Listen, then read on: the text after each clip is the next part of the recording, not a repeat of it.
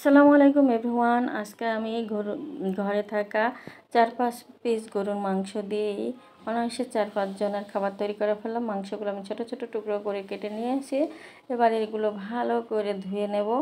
এবার একটা প্যানে বেশ কিছুটা তেল দিয়ে দারুচিনি, এলাচ, লবঙ্গ, গোলমরিচ, তেজপাতা দিয়ে নিয়ে নেড়ে নেব এবং 1 চামচ পরিমাণ আদা পেস্ট, 1 চামচ পরিমাণ রসুন পেস্ট দিয়ে এটা ভালো করে নেড়ে নেব। স্বাদ মতো লবণ, 1 চামচ হলুদের গুঁড়া, 1 চামচ শুকনো মরিচের গুঁড়া, 1 চামচ ধনিয়া গুঁড়া, 1 চামচ জিরার গুঁড়া দিয়ে নিয়েছি। দিয়ে মশলাটা কষিয়ে নিয়ে এবার টুকরো করা মাংসগুলো দিয়ে একটু পানি দিয়ে এটা কষাতে দেব।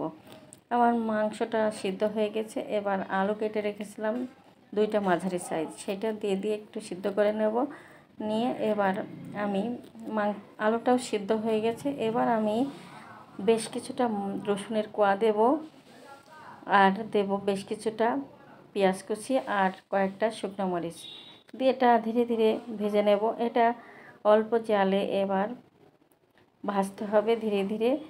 এই মাংস ভাজিটা খেতে যে এত দুর্দান্ত লাগে তা আপনারা বাসায় যে করে খান তারা তো জানেনই। আর যদি কেউ করে না খান অবশ্যই বাসায় করে খাবেন। যখন ঘরে কোনো বেশি একটা মাংস থাকে না, অল্প পরিমাণ মাংস থাকে, তখন অনায়াসে আপনারা করে খেতে পারেন। দেখুন কত সুন্দর হয়েছে, দেখতে যেমন লোভনীয় হয়েছে তেমন খেতেও খুবই ভারী মজা। তা আল্লাহ হাফেজ।